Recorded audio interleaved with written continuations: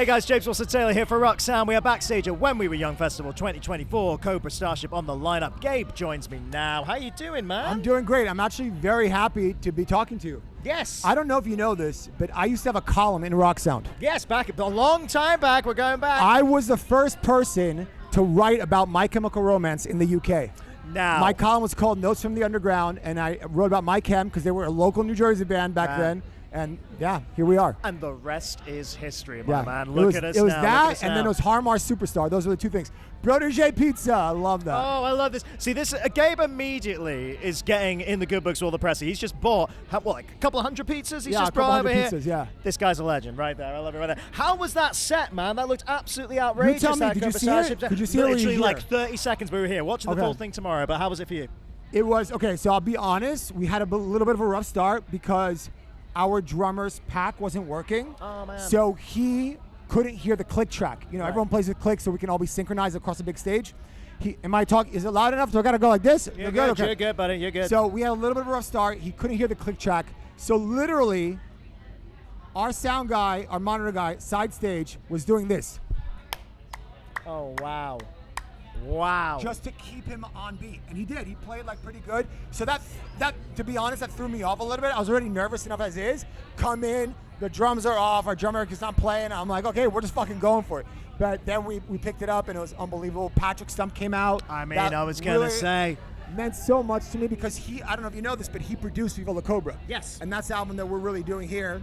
And for him to come out and sing, you know, I know that's his favorite song from the album, and he got to sing it with us. It was like, he just texted me. He's like, dude, there's just something about it just makes me so emotional. And like, me too, even talking about it now, I get like emotional about it. It was just such a special time. It's so, I'm just going to flip that around for you.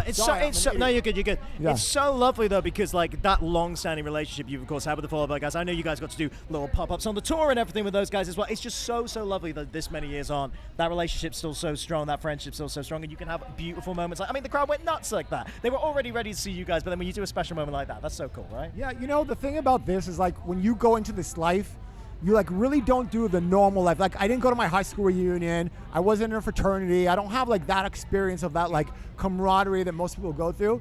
This is my high school reunion. Right, this is sure. it. Like I'm literally at my high school reunion and it's beautiful. It's like so nice to see people you haven't seen in 10 years, some of them, and it's just like you come back together and like this is what unites you. And that's the point of music. It's to unite people and to bring people together. And like the other thing, like, you know, and having not done Cobra for 10 years, like I haven't really thought about it that much. Yeah. And first of all, it's so beautiful to see that like young kids are listening to it. But we did a meet and greet with fans, and to see like all the different kind of people that love Cobra Starship, like it's just like we are the Venn diagram in this weird scene. Like people that like are into heavier stuff like Cobras, people that are just like total pop fans like Cobra Starship, some indie kids like Cobra Starship. So it's like, it's cool. It's like, it's Cobras is weird and some people don't get it because it's weird. But when you like go down the rabbit hole, you're like, oh shit, I get all these references. There's a lot of thought went into it, you know? Yeah. It sits really nicely. It's great to see you guys on a lineup like this because, like you say, so much cross-pollination with all the different fans that are here. Speaking of that, actually, you know, you got loads of friends here. Something I've been asking absolutely everyone. Anyone out there who you've like never ended up touring with or never ended up collaborating with, you think, God, we really should do a tour there. We should get Cobra on a show with them. Dude, I've toured with almost everybody here. I know this is the problem with you. Let me think about it's this. a nice problem to have. have. Who have I not toured with here? I know, right? That I would love to. Oh, wow. Yeah, it's a lot there. When it's a lineup this big, there's no wrong answers. Whew. What are we thinking? Well, because if I didn't tour them with Cobras, I toured them with Midtown. Like with Midtown, I toured Dashboard, I toured Taking Back Sunday, toured Thursday. Wow. Oh. We never did a Millionaires tour, and we got to play with Millionaires on Thursday. Go. So maybe that's a tour. The show on Thursday, I don't know if you came to that show, but we did a side show with 303 and Millionaires, and it just what a went lineup, by the way. It was so fun. You know? That's such a good pairing. That's going to make all the sense in the world. And that's the other thing I love too. It's like Pete and I signed the Millionaires back in the day, and we got so much backlash from the scene that we had to like be like, we can't sign you. We're calling this thing off. And the Millionaires just did their thing, and like it's crazy because like scene music, that world was like really hated at the beginning, and it's so beautiful to just see it all embraced now. Like everything is kind of coming together. It's really nice. Really nice, dude. Got to mention, of course. I mean, you're a busy man. All manner of different projects. Cobra Starship going on, launching your own skincare line. Why not? Why not? Let's throw our own skincare line out there as well, man. I mean, come on. You are the busiest man in showbiz right here. Do I have it? Okay, here it is. Oh, he's got it on. Oh, he's always ready with the plugging. I'm doing for Bros Skincare what Liquid Death did for water. Oh, there we go. That's the goal. And that's a good pitch. I'll tell you the backstory, and it's fucking sick. Look at this thing. Here we go. The tube is fully metal, fully recyclable. You squeeze the shit out of it. You gotta break it with a spike on the cap to open it. And what happened, the backstory of this is that people always ask me, it's like, oh, what's your skincare regimen? How do you look so young? And I'm like, dude, I literally wash my face in the shower with bar soap.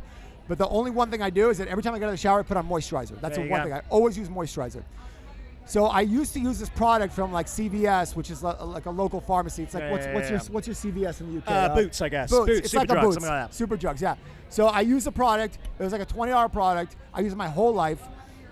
And they discontinued it. They repackaged it, put it in like a corny little pump, sold it for $60. So I'm like, what the hell? So I started looking into this, and I realized one of the things, first thing I learned is that the product that I was using had something called retinol in it. Right. So retinol actually keeps you young. It keeps your skin looking young. So I learned about retinol. I'm like, oh shit, you gotta use retinol. So it's like, it's not just moisturizer, I was using moisturizer with retinol. Retinol is expensive, so I couldn't find one for less than $50. And then, I found out while researching into this that like all my friends weren't doing anything. They were getting badgered by their partners to do something. Like people didn't like the idea, they didn't like the experience. Nobody wanted to become a skincare expert just to have their face look okay, you know? So it's like when you go to the doctor, you don't want to be a doctor to get what you need. So it's like same thing with skincare. It's like I don't want to have to learn everything about it and do 7 steps just for something to work. So that was my goal on this, because we're bros, not pros. So the marketing's ridiculous. We want it to be like completely over the top, but the product is really good and it works. I believe in it. Like I use it myself, and I just want everyone. Oh, what I learned, this is what I forgot to tell you. What I learned was that 40% of guys don't even have a face moisturizer. Oh, there you go. So I'm not competing Untapped against. market. I'm not competing against everyone doing high-end fancy stuff. This is for the people. It's affordable. Anyone can use it. You know, and yeah, I love it. I'm excited about it. Man, he's an entrepreneur. He's out here. He's making it work. He's putting out the products in the world. I love it. I think every artist in a way has to be an entrepreneur. That's for sure. That's DIY. That's the point of DIY. That's the definition of it, man. He just keeps changing the volume. It's really, really cool. Hey, I know you're busy, but I've got one quick question before I let you go. Something, again, we've been asking absolutely everybody. You're going to have a great answer for this. I can feel it. Doing a survey, man. I'm doing a survey. Okay. I want definitively, what is the best Fall Out Boy song and what is the best My Chemical Romance song? Hit me with it, man. Hit me with it.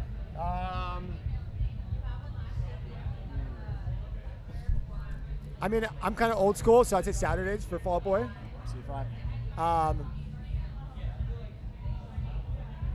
And Mike Hem.